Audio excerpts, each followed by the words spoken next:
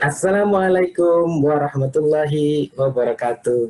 Selamat pagi bagi kita semua, salam sejahtera untuk kita semua. Selamat datang saya ucapkan kepada teman-teman, rekan-rekan, bapak-bapak, ibu-ibu. Tak lupa juga saya ucapkan terima kasih atas atensinya dan waktunya untuk bersedia menonton atau menyaksikan paparan dari saya. Sebelumnya, izinkan saya dulu memperkenalkan diri. Nama saya adalah Muhammad Hernadi Suharsono. Saya sebagai auditor di Inspektorat Kabupaten Tapin. Pada hari ini, saya akan mencoba memaparkan tentang penyuluhan anti korupsi dengan tema biaya sosial korupsi. Tujuan penyuluhan pada hari ini adalah untuk memperkaya wawasan kita terhadap korupsi sekaligus untuk menumbuhkan semangat untuk kita agar bersama-sama bisa memberantas korupsi. Sebelum kita ke materi, izinkan saya untuk bisa membagikan bahan materi seperti berikut ini. Ya, biaya sosial korupsi. Apa itu biaya sosial korupsi? Mungkin sebagian bagi kita,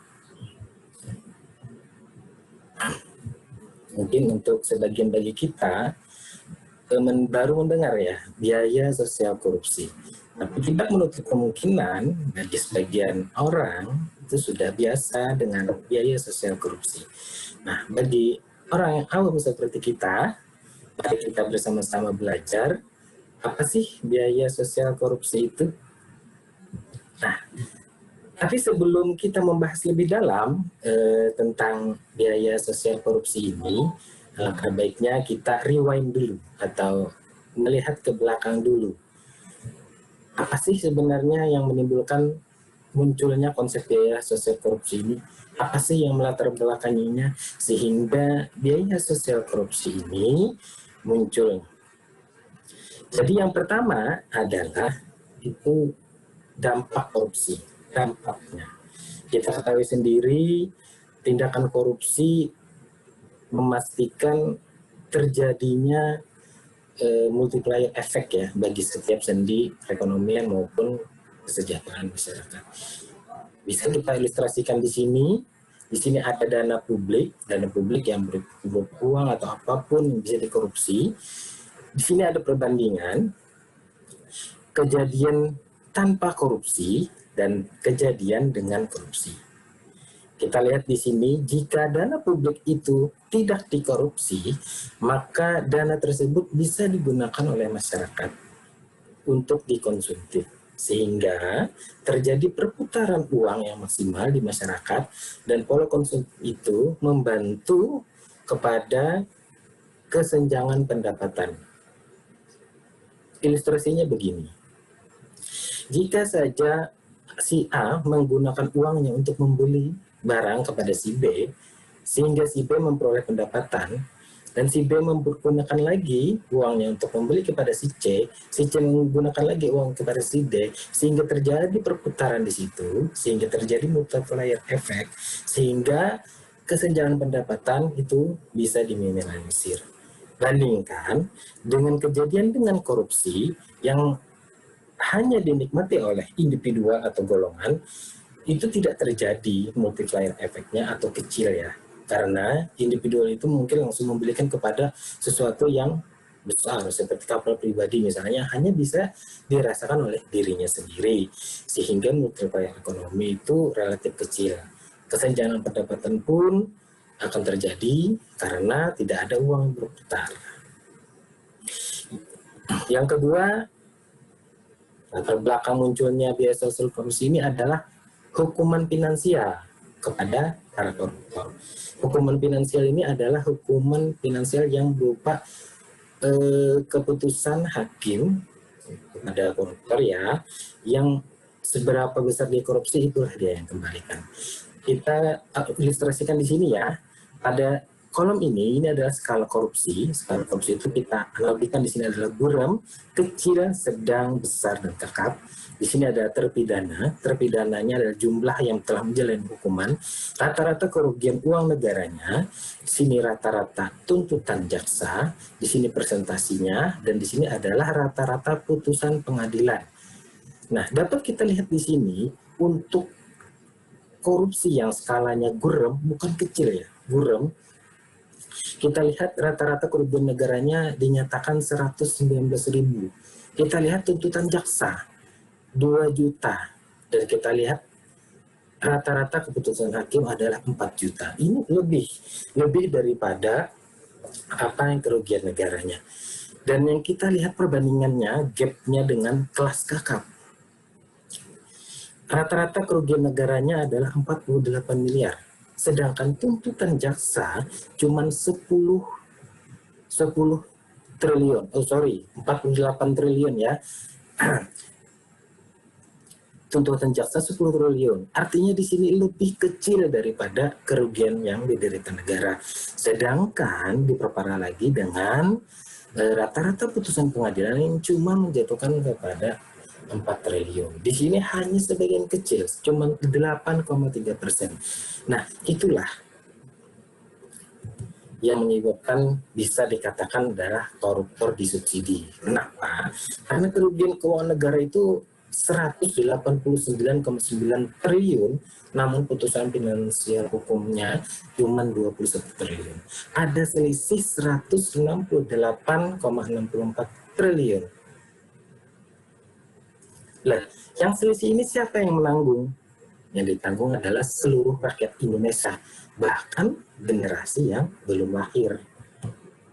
Nah, jika kita analogikan hasil koruptor dari tahun 2001 sampai 2012, ada 1.842 orang koruptor adalah 168 triliun.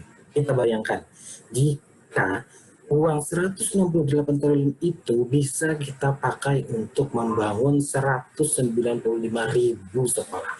Dengan perkiraan sekolah 873 juta. Bayangkan, jika itu kita gunakan untuk pembangunan. Dan kita analogikan lagi jika itu untuk membiayai anak-anak kita sekolah. Satu anak misalnya kita analogikan adalah 50 juta. Maka 168 triliun itu bisa dipakai untuk membiayai 3,36 juta anak sampai perguruan tinggi. Yang ketiga, jika dianalogikan dengan modal dagang, 168 triliun itu bisa kita pakai untuk membiayai 33,6 juta pedagang UMKM dengan asumsi satu orang dapat 5 juta. Begitulah analogikan kepada perbaikan jalan juga. Nah, untuk itulah perlunya diterapkan biaya sosial korupsi untuk memberikan efek jerak yang nyata terhadap pelaku korupsi. Jadi sampai di sini sudah tergambar maksud biaya korupsi. Oke. Nah, biaya sosial korupsi dibedakan itu menjadi 4. Yang pertama, biaya akibat korupsi eksplisit. Yang kedua, biaya antisipasi korupsi. Yang ketiga, biaya reaksi terhadap korupsi. Yang keempat, biaya akibat korupsi implisitnya ya. Jadi, biaya sosial korupsi itu adalah seluruh biaya yang timbul akibat perbuatan korupsi yang akan dibebankan kepada pelaku korupsi. Kita jelaskan satu-satu. Biaya akibat korupsi yang eksplisit ini adalah nilai uang yang dikorupsi, baik dinikmati sendiri atau dengan yang lain. Nah, inilah yang biasa ditagihkan sebagai denda kepada para koruptor selama ini berjalan. Yang kedua adalah biaya antisipasi korupsi. Biaya antisipasi korupsi ini adalah biaya-biaya yang dikeluarkan untuk mengantisipasi korupsi. Contohnya biaya sosialisasi, biaya reformasi birokrasi, dan yang ketiga adalah kegiatan-kegiatan untuk mencegah korupsi. Yang keempat, biaya reaksi. Nah, biaya reaksi ini adalah yang untuk penanganan korupsinya. Yang mungkin yang pertama adalah biaya proses penanganan perkara, biaya penyelidikan, biaya penyidikan, sampai pada biaya peradilannya, baik itu panitera, jaksa, hakim, dan lain-lain. Juga termasuk biaya perampasan aset, baik di dalam negeri maupun di luar negeri, termasuk biaya yang lain-lain, baik transport atau gimana. Yang terakhir adalah biaya rutan dan lapasnya. Yang terakhir ini adalah biaya akibat korupsi, tapi implisit. Artinya implisit adalah di sini adalah opportunity cost yang timbul akibat korupsi, termasuk beban cicilan bunga di masa depan akibat korupsi di masa lalu. Nah, inilah yang sulit diukur. Sulit diukur di sini dalam artian harus menggunakan ahli ekonomi untuk merupiahkan bagaimana sih perbedaan multiplier ekonomi jika terjadi korupsi dan tanpa korupsi. Contohnya begini, kita analogikan ada pembangunan jembatan.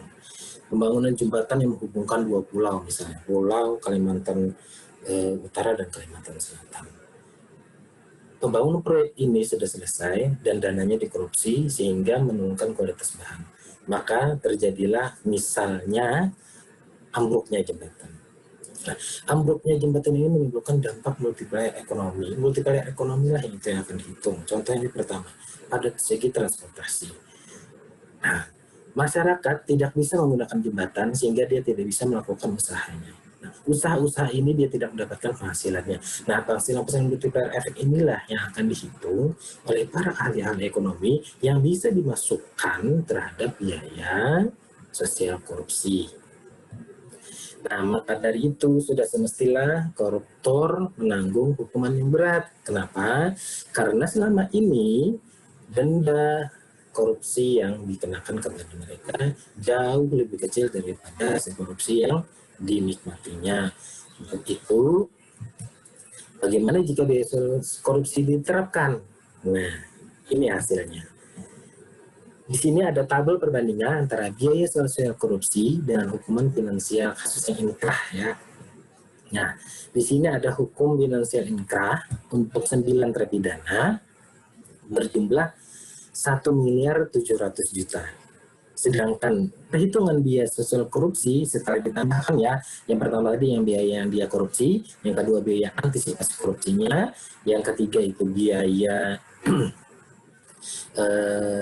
penanganan korupsinya, yang ketiga itu biaya yang implisitnya.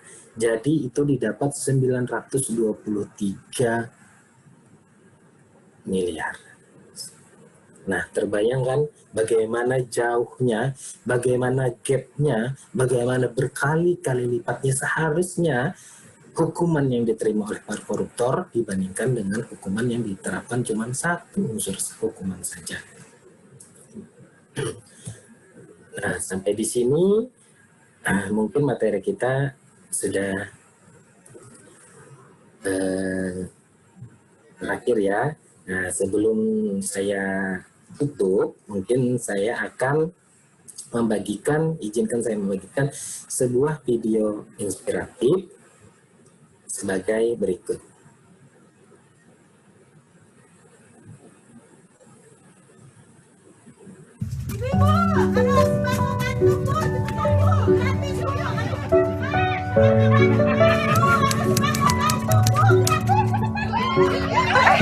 Ada sembako, Ibu. Yuk.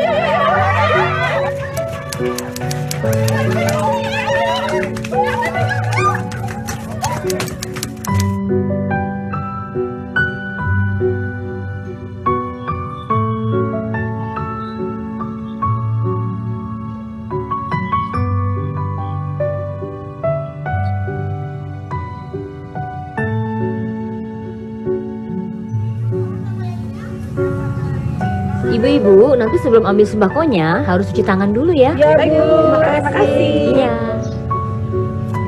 Bu Ibu, Bu Jayus ternyata udah kaya baik ya. Iya.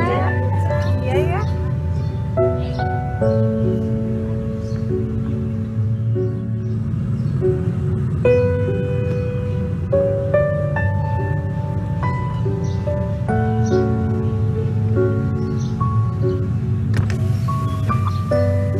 Ibu-ibu, sembako ini saya bagikan khusus untuk warga RT 02 ya, tanpa terkecuali. Baik, Bu. Makasih Bu Jayus. Ya, sama-sama.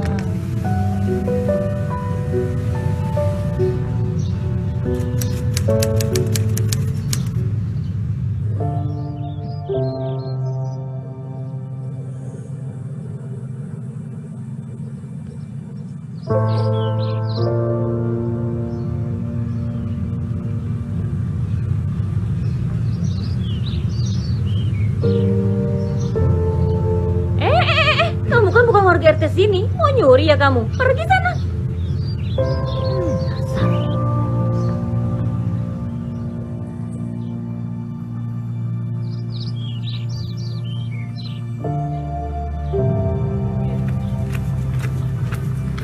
Ya, udah nggak ada.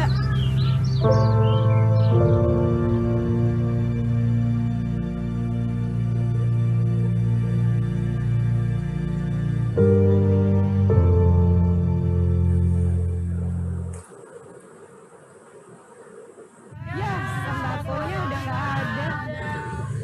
Ibu-ibu tahu gak kenapa sembako sekarang nggak ada? Ada apa, Pak Udin? Yuk ikut saya yuk. Ya, Ayo, ayo ibu-ibu, ayo.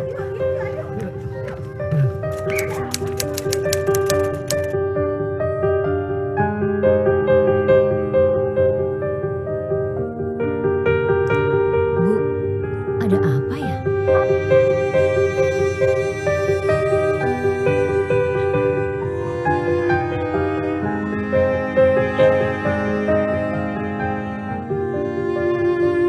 Oh, yang kasih kita tukang sayur.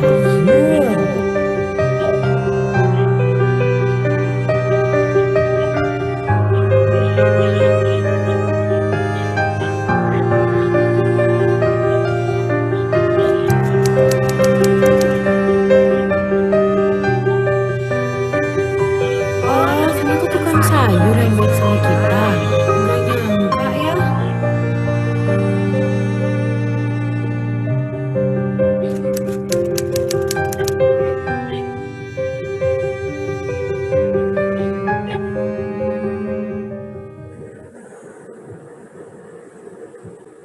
Oke, sudah selesai ya videonya ya. Saya harapkan videonya bisa memberi inspirasi bagi kita semua, di mana marilah kita bersama-sama bergandengan tangan berusaha untuk memberantas korupsi, mulai dari diri sendiri, menebarkan kebaikan, selalu menebarkan kebaikan tanpa melihat apapun dari itu.